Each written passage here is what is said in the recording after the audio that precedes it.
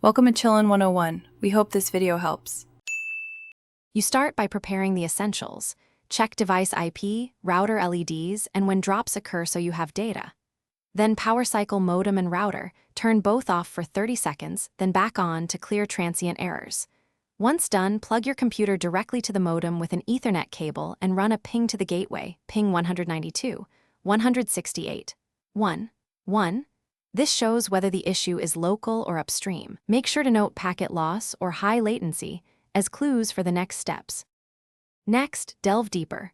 Update your router firmware to fix stability bugs, then scan Wi-Fi channel congestion and switch to a less crowded channel or 5 GHz band when possible. Meanwhile, inspect DHCP leases for IP conflicts, and if needed, assign a static IP to a key device to prevent renew failures. Run a speed test and traceroute to the destination. Identify which hop shows packet loss or timeouts, because that points to whether the problem is internal, your ISP, or beyond. To finish, replace aging coax or Ethernet cables, and if possible, test with another router or modem to isolate faulty hardware.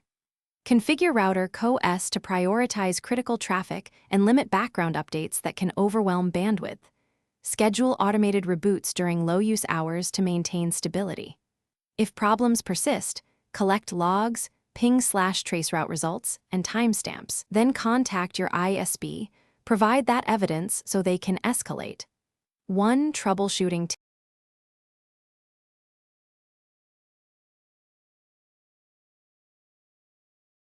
Thanks for watching. Consider subscribing if we helped you.